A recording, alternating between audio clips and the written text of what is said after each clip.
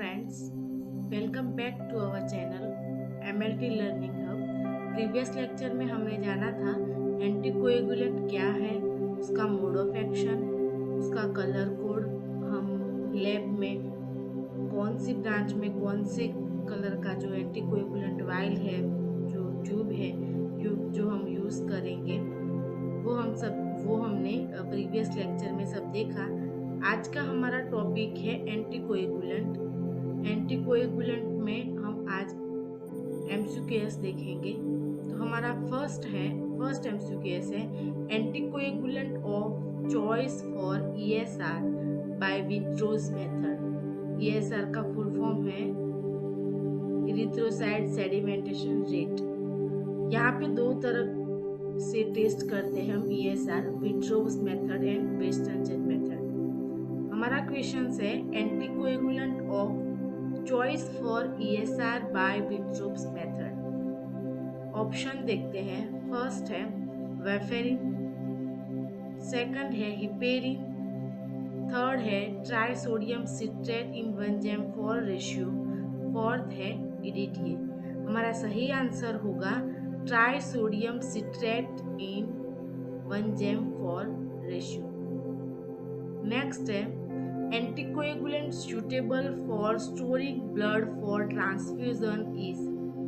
Blood को transfusion करने से पहले हम उसको क्या करते हैं, स्टोर करते हैं। ये जनरली हम कहाँ पे, ब्लड बैंक में करेंगे। तो हमारा क्वेश्चन है anticoagulant suitable for storing blood for transfusion is. Option है first glucose, phosphate and oxalate, second है dextrose, heparin and citrate, third है dextrose, phosphate and citrate,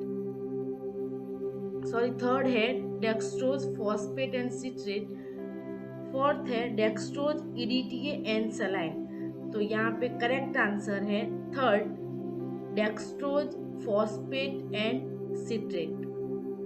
next है anticoagulant use for HbA1c test is. HbA1c test क्या है, haemoglobin A1c।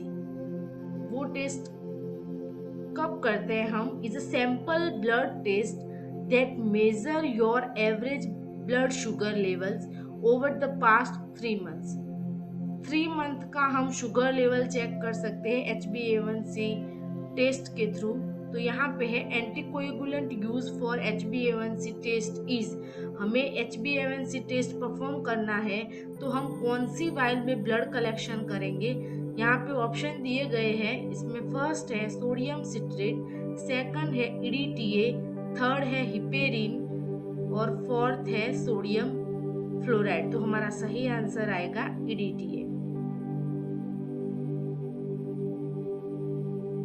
Next है in an anticoagulated specimen the liquid part separated out from the blood is called as. हमने previous lecture में देखा था anticoagulant क्या है। एंटीकोएगुलेंट जो ब्लड को क्लॉट होने से प्रिवेंट करेगा, और कोएगुलेट क्या है, वो ब्लड को क्लॉट करेगा। तो हमारा यहाँ क्वेश्चंस क्या है, anticoagulated specimen the liquid part separated out from the blood is called. क्या है, एंटीकोएगुलेट स्पेसिमेन है तो वो लिक्विड पार्ट जो हम सेपरेट करेंगे सेंट्रीफ्यूज के थ्रू, तो इसको हम क्या कहेंगे, सीरम या प्लाज्मा। तो यहाँ पे ऑप्शन दिए गए हैं नन ऑफ दीज, सेकंड है both plasma and serum, third है सीरम और फोर्थ है प्लाज्मा। तो यहाँ पे करेक्ट आंसर आएगा प्लाज्मा। फिफ्थ है the anticoagulant use for blood sugar estimation is.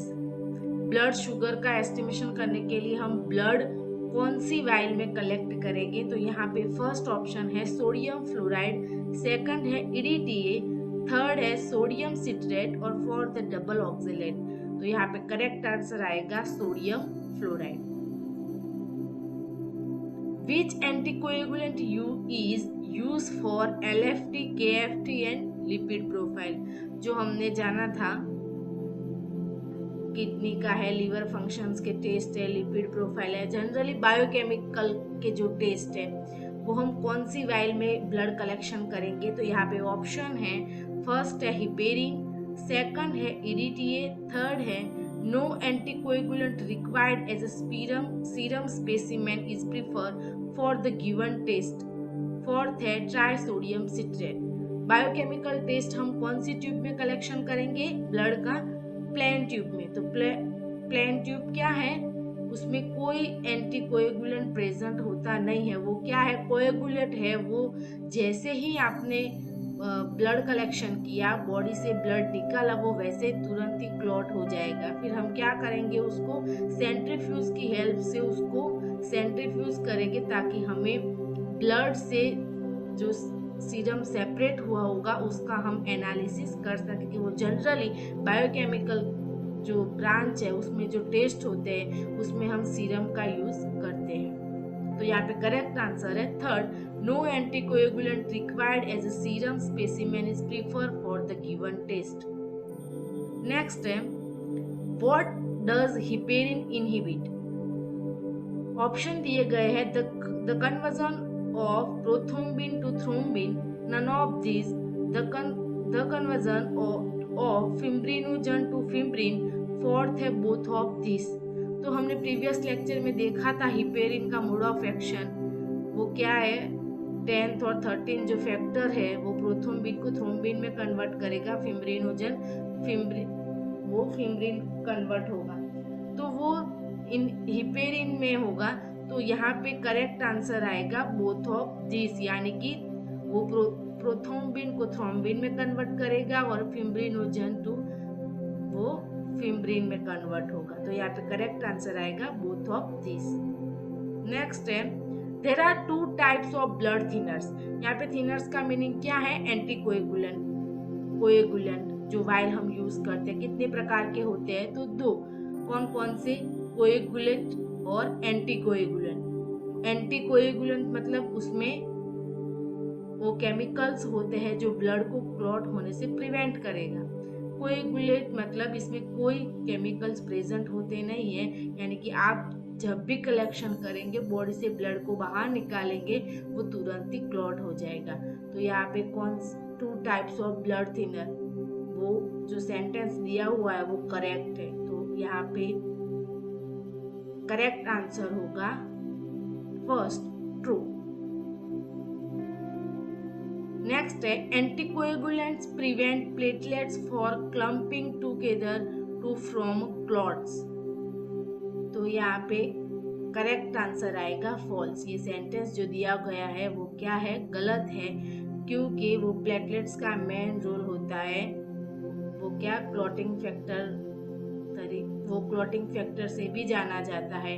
तो यहाँ पे एंटीकोएगुलेंट यानी कि प्लेटलेट्स का मेन रोल होता है क्लॉटिंग का।